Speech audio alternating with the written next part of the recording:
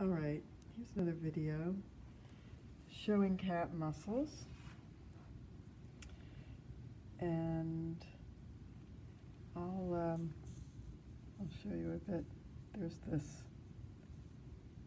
a separation between these two muscles here, and so you can see the bicep femoris, the caudofemoralis, the gluteus maximus, gluteus medius. You can also see the fascia lata, this white structure, the tensor fascia lata. There's some of it here. There's actually a little bit of it there, but I'll come around and show that to you. So I'm pushing the sartorius, and you can see that there's some muscle right here, and some muscle here, and that is tensor fascia lata. Move around again. Tensor fascia lata here, tensor fascia lata here. That's something that's different than the gluteus maximus and the gluteus medius. Okay, you can see the lumbar dorsal fascia is this white structure here. You can also see latissimus dorsi coming off of it, right here. And then, once you're away from latissimus dorsi, all of this abdominal muscle is external oblique. And then if we cut into it a little bit, you can see that there's a layer underneath, internal, and then another layer that's even underneath that, and that's transversus abdominis, this darker one that's underneath. I'll just hold that down. So transversus abdominis, internal oblique, and then now back to external oblique, all there. Then, taking a look under the latissimus dorsi, you can see that there's three muscles, kind of straps of muscles underneath there. Going from the outside in, this is iliocostalis. This is longissimus dorsi. And this one, kind of right up against the vertebra, you can see that there's a muscle against there. That's spinalis. We are taking a look at the cat again. And we can take a look at the forearm here. We can see that there's some different triceps muscles here, the long head, the lateral head, and then if you look in between there is the medial head.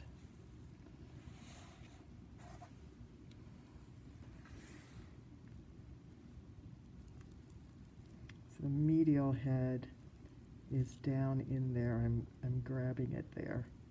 So that's the medial head. And then here we can see some of the deltoid muscles.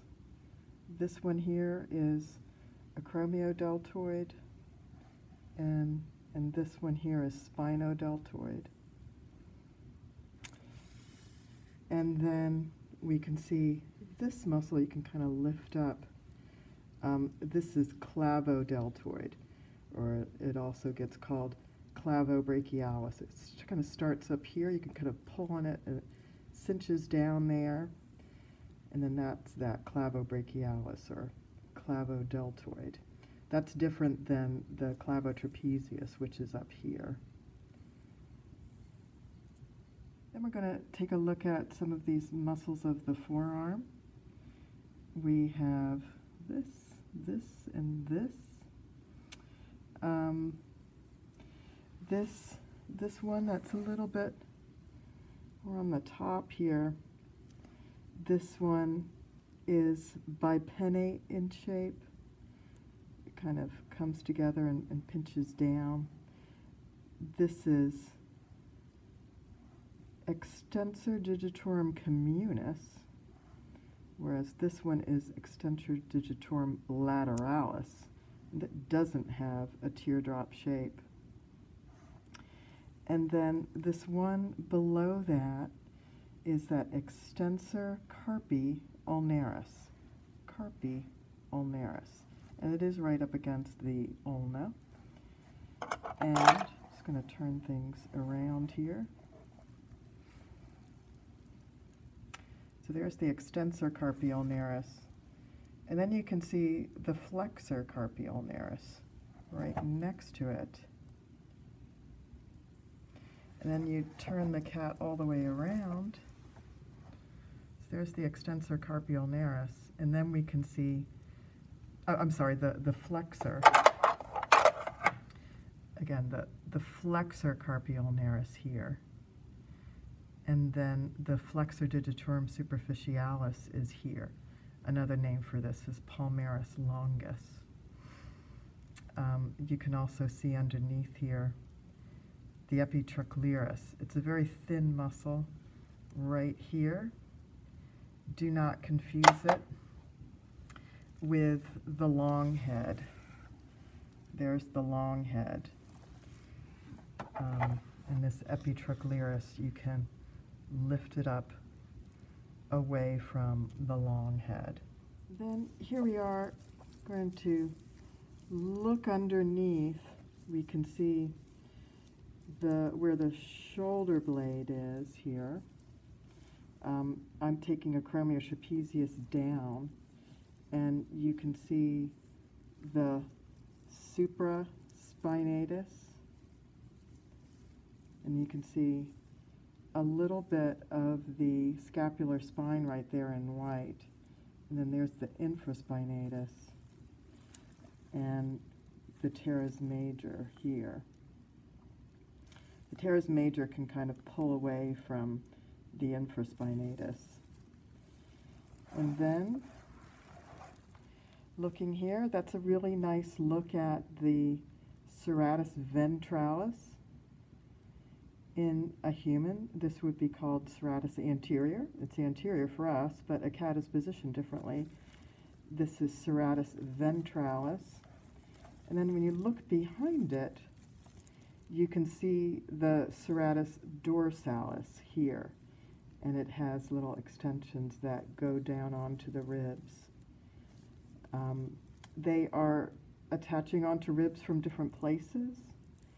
The serratus dorsalis from along the vertebra onto the ribs. And then here with the serratus ventralis, it attaches onto the ribs, but also to the scapula. Okay, we're again looking at these deeper muscles of the shoulder. You can see the scapula here. You can see the edge of the scapula. And you can see these muscles that go between the vertebra and the scapula. There's rhomboideus cervicus and rhomboideus thoracis. They're also called rhomboideus major and minor. There's this muscle here, which is rhomboideus capitis. You can kind of separate it and see that it is attaching to a different part. It's attaching up towards the neck. Take you here, and as long as you kind of don't include this, this is actually another look at the serratus ventralis. But here is splenius. So kind of lift the rhomboideus capitis away, kind of push this sheet of a muscle away here, and then there's a whole lot of this muscle that's kind of all along the neck, kind of a sheet behind all this, and that's splenius. So there's splenius here. Splenius. And then if you take a look at the other side of the scapula, on this side is where there's subscapularis. So while on here we've got supraspinatus here, when you look on the other side, there's muscle on this medial side of the scapula, and that is subscapularis in there. Okay, get you another look in there. Here we're going to take another look at some of the muscles of the calf here.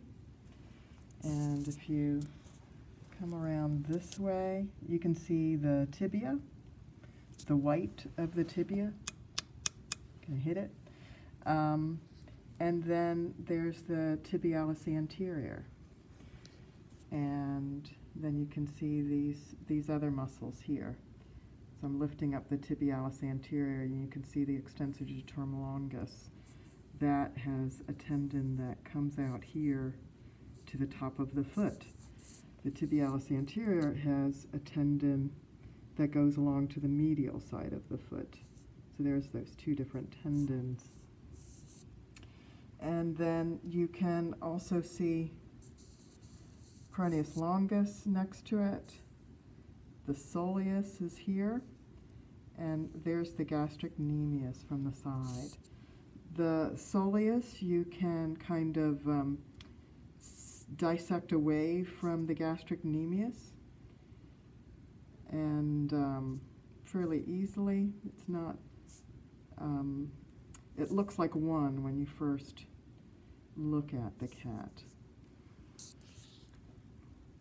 there's another look at all those 5 muscles. Okay, and then we're going to take a look at another muscle in the calf, but it's on the medial side here. And so we can see this big gastrocnemius, but you kind of can find just next to it, you kind of scoop it out from the gastrocnemius, you can see the plantaris. So there's the plantaris, the gastrocnemius, and we're here on the medial side of the calf. And then to give another look here at some of the muscles of the neck, you can see the mylohyoid pretty distinctly there. You can see the transverse jugular that separates them, the digastric, and then there's where the sternohyoid is. And you can also see where the